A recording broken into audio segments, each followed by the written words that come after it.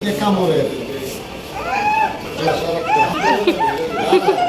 যে ঠিক হয়েছে শান্ত শান্ত হও। এই যে হয়ে গেছে গুড এই তো হয়ে গেছে।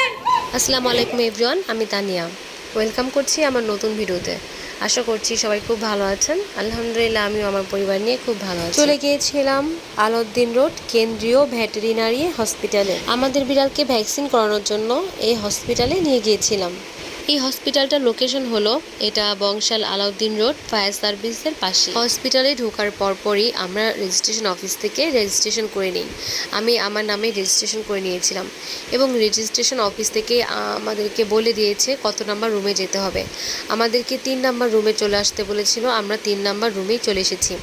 আর ওখান থেকে তার ডাক্তার সাজেস্ট করে দেয়। আমরা চলে এসেছিলাম মোহাম্মদ মামুনুর রশিদ স্যারের কাছে। মামুনুর রশিদ স্যার খুবই ভালো ছিলেন, আমাদের রিওকে খুব ভালোভাবে দেখেছেন এবং ভ্যাকসিন সাজেস্ট করেছেন। তো আমরা তার আন্ডারেই আমাদের রিওকে ভ্যাকসিন করিয়েছি। আমরা আজকে যেয়ে দেখলাম অনেক সিরিয়াল, অনেক মানুষ ছিল। প্রত্যেকের বিড়ালেই কোনো না কোনো সমস্যা ছিল। কেউ ভ্যাকসিন করাতে এসেছিল, আবার কেউ এসেছিল তাদের অসুস্থতার জন্য। অনেকের বিড়ালেরই দেখলাম খুবই অসুস্থ, দেখে খুবই খারাপ লেগেছে আমার কাছে। আসলে বিড়ালদের কিছু হলে যার বিড়াল আসলে সেই বুঝে কেমন লাগে। অনেকেই মানে পাগল হয়ে চলে এসেছে দেখলাম, তাদের বিড়াল খুবই অসুস্থ।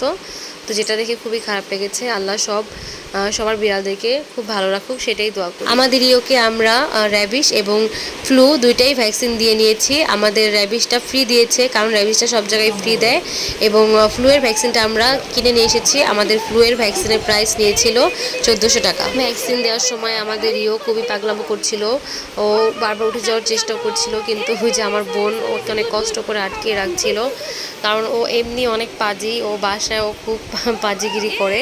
তো ভ্যাকসিন দেওয়ার সময় ও খুব বিরক্ত করছিল।